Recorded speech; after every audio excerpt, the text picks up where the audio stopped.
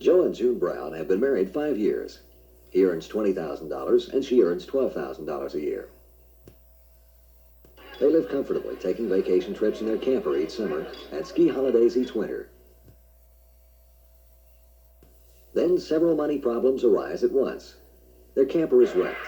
Their neighbor, bitten by their dog, wins a $5,000 judgment against them. Their plumbing breaks down, and June becomes pregnant. Should they have foreseen any of this?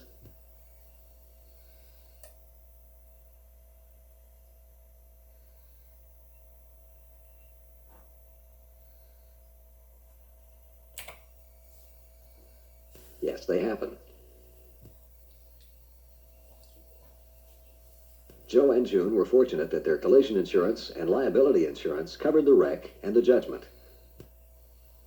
The plumbing was repaired with money in their home repair reserve, and they sat down to see how June's temporary loss of income would change their lifestyle.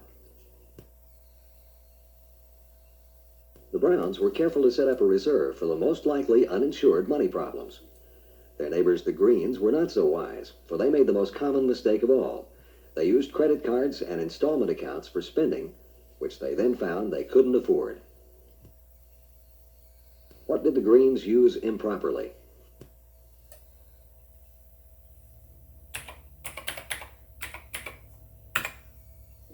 Yes.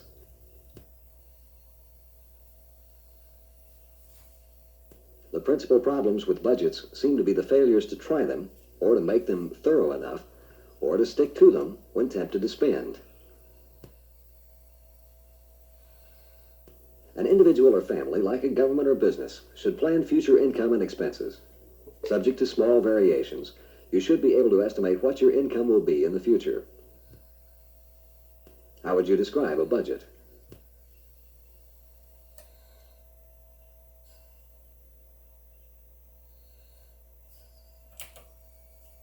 Yes. Short-term purposes are called objectives, and long-term ones goals. You can list and balance them, and make a budget that will achieve as many of them as possible. Money buys comfort, not happiness, but it can often relieve unhappiness. Planning doesn't make you money, but it makes sure you have it when you want it. Today, you may want a new color TV or car, soon a new home, later more education for yourself or your children, and eventually a comfortable retirement. You may consider your long-term goals first, and then find how many of your short-term objectives can be met within your income. What are some long-term goals?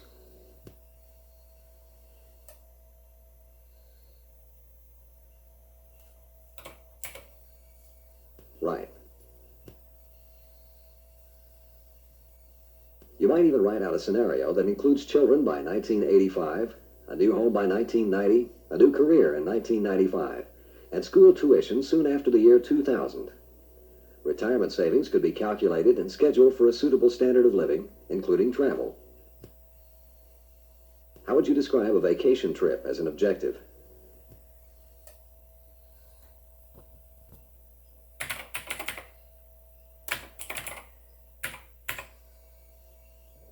Right. Of course, no one can predict the course of your life exactly. By planning, however, you can make it far more likely that unexpected events won't trouble you as seriously.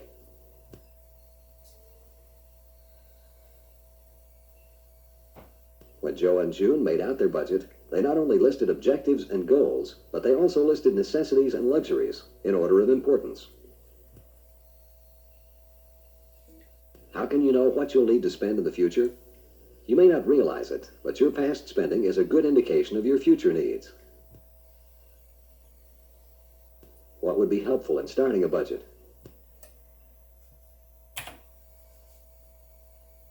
Yes.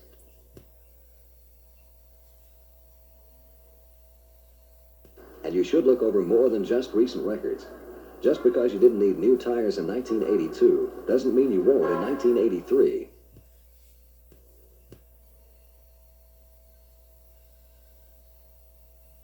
Another helpful check on expenses is to look over other average family expenses. Consumers spend about 25% on home and utilities, 20% on food, 15% on cars or transportation, 10% on health, 10% on household expenses, 7% on clothes, and 7% on recreation. Should you check records older than 1 year?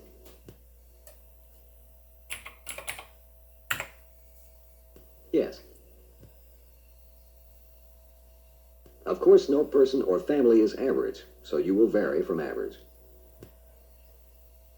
What percentage does the average family spend on home and utilities?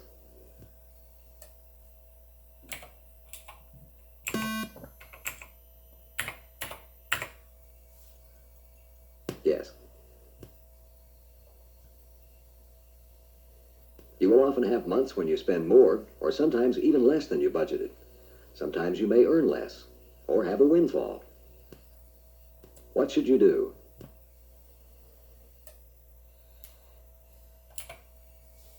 Right. But like any game plan, if over a longer period, such as a year, you're clearly showing a surplus or deficit, your budget can be adjusted a bit.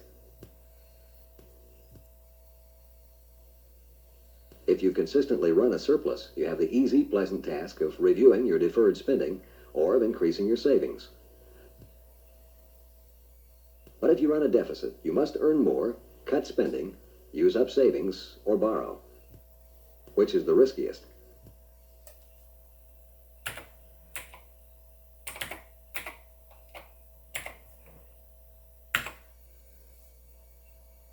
Yes. Or you must repay what you borrow. Of course, it's not much fun to use up savings or cut back on spending either. The hardest way may be to earn more by working longer hours, by getting a second job, or by trying to get a better paying job. Sometimes you have a pleasant surprise about money, but eventually you will have an unpleasant surprise too. What good does a budget do for this?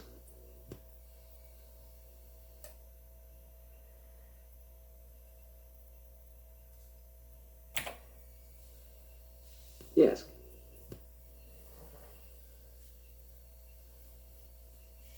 Often unpleasant surprises should be no surprise at all, such as a scheduled annual or semi-annual insurance payment that you may have overlooked.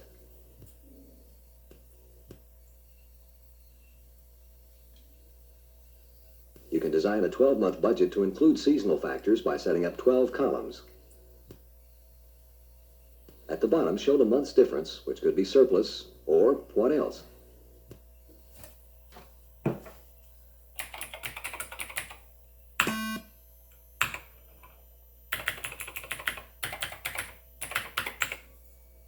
Yes. Here's part of Joe and June's budget. About how many lines would such a budget have?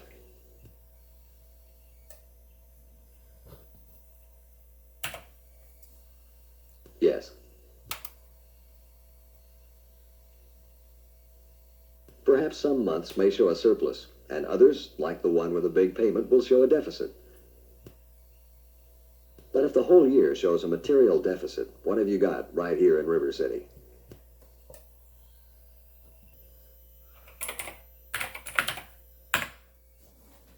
Right. Remember that sometimes income as well as expenditures will have a seasonal variation.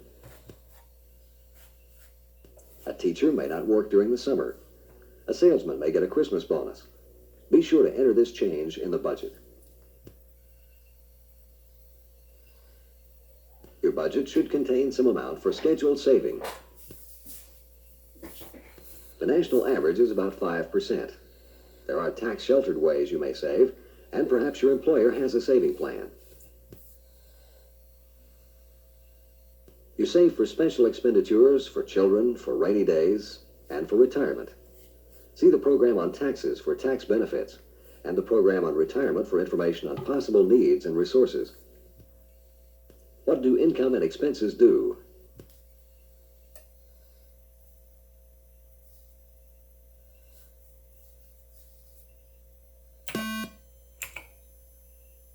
said. Right. Don't forget, there is a certain amount of money spent each month, besides budgeted recreation, which you may not specify. Perhaps 5% of your budget spent for miscellaneous items, extra personal care, impromptu gifts, and the like. Life might be grim without a little loose change. Now let's add up all the income and expense. Whoops, we're a little short. Something has to go this year. Which of these will it be?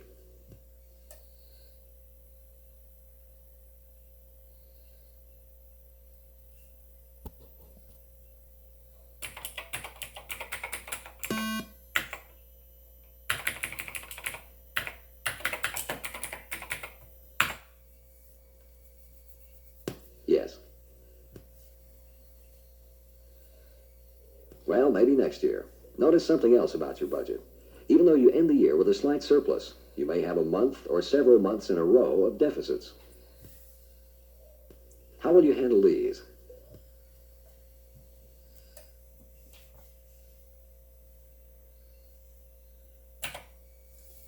Right. Keep some savings handy, or arrange short-term borrowing from your bank or credit union.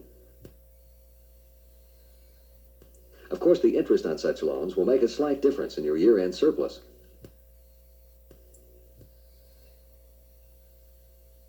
Of course, all this budgeting and planning is wasted if you don't keep careful records and exercise control over your money. Like a diet, however, your money records should not be so tiresome that you get annoyed or discouraged.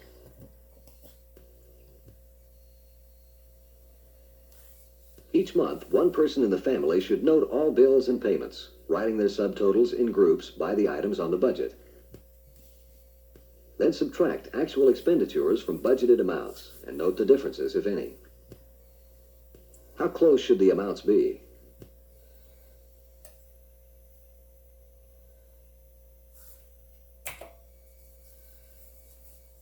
Yes. Looking over the monthly budget reports you've made up is the best means for learning what actually happens to your money.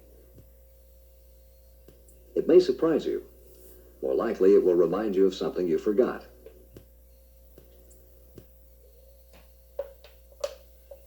Today, most families have checking accounts, and many of us have charge accounts or bank cards.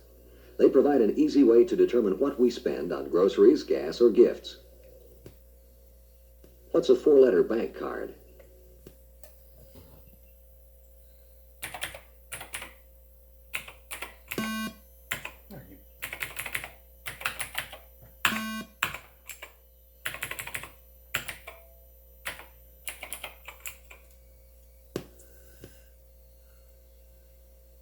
Some persons still use the envelope or drawer system, dividing actual cash among different envelopes, slots, or drawers in accordance with budget categories. In this way, it's clear when there's a surplus or a deficit in any account. At the end of the year, you not only can see what your income, expenditures, and surplus or deficit were, but you can once more calculate your assets, liabilities, and net worth. In the last program, what did we call this statement?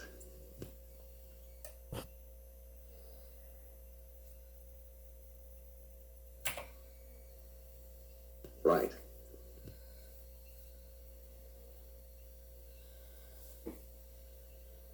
And the balance sheet once again can tell you whether you are meeting your longer-term goals, mortgage payments and savings for that big trip, education, or retirement.